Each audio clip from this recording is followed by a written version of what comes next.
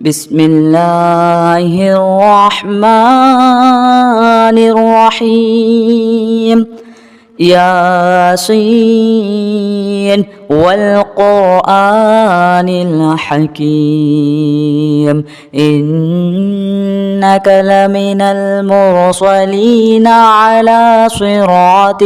مستقيم تنزيل العزيز الرحيم لتنذر قوما ما أنذر آباؤهم فهم غافلون لقد حق القول على أكثرهم فهم لا يؤمنون إنا جعلنا في أعناقهم أغلالا فهي إلى الأذقان فهم مقمحون وجعلنا من بين أيديهم سدا ومن خلفهم سدا فأغشيناهم فهم لا يبصرون وسواء عليهم أأنذرتهم أم لم تنذرهم لا يؤمنون إنما تنذر من اتبع الذكر وخشي الرحمن بالغيب فبشره بمغفرة وأجر كريم إنا نحن نحيي الموتى ونكتب ما قدموا وآثارهم وكل شيء أحصيناه في إمام مبين واضرب لهم مثلا أصحاب القرية إذ جاءها المرسلون إذ أرسلنا إليهم اثنين فكذبوهما فعززنا بثالث فقالوا إنا إليكم مرسلون قالوا ما أنتم إلا بشر مثلنا وما أنزل الرحمن من شيء إن أنتم إلا تكذبون قالوا ربنا يعلم إنا إليكم لمرسلون وما علينا إلا البلاغ المبين قالوا إنا تطيرنا بكم لئن لم تنتهوا لنرجمنكم وليمسنكم منا عذاب أليم قالوا طائركم معكم أئن ذكرتم بل أنتم قوم مسرفون وجاء من أقصى المدينة رجل يسعى قال يا قوم اتبعوا المرسلين اتبعوا من لا يسألكم أجرا وهم مهتدون وما لي لا أعبد الذي فطرني وإليه ترجعون أأتخذ من دونه آلهة إن يردني الرحمن بضر لا تغني عني شفاعتهم شيئا ولا ينقذون إني إذا لفي ضلال مبين إني آمنت بربكم فاسمعون قيل ادخل الجنة قال يا ليت قومي يعلمون بما غفر لي ربي وجعلني من المكرمين وما أنزلنا على قومه من بعده من جود من السماء وما كنا منزلين إن كانت إلا صيحة واحدة فإذا هم خامدون يا حسرة على العباد ما يأتيهم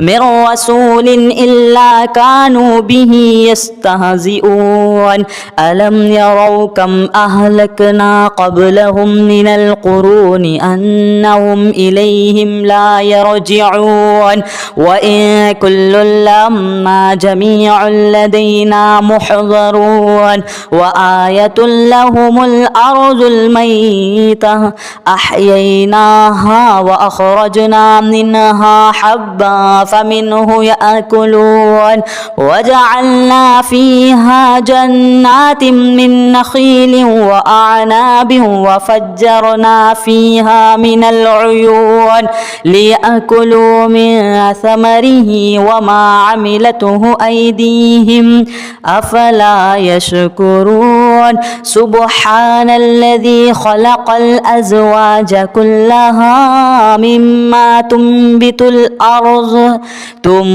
الأرض ومن أنفسهم ومما لا يعلمون وآية لهم الليل نسلخ منه النهار فإذا هم مظلمون والشمس تجري لمستقر لها ذلك تقدير العزيز العليم والقمر قدرناه منازل حتى عاد كالعرجون القديم لا الشمس ينبغي لها أن تدرك القمر ولا الليل سابق النهار وكل في فلك يسبحون وآية لهم أنا حملنا ذريتهم في الفلك المشحون وخلقنا لهم من مثله ما يركبون وإن نشأ نغرقهم فلا صريخ لهم ولا هم ينقذون إلا رحمة منا ومتاعا إلى حين وإذا قيل لهم اتقوا ما بين أيديكم وما خلفكم لعلكم ترحمون وما تأتيهم من آية من آيات ربهم إلا كانوا عنها معرضين وإذا قيل لهم أنفقوا مما رزقكم الله قال الذين كفروا للذين آمنوا أنطعم من لو يشاء الله أطعمه إن أنتم إلا في ضلال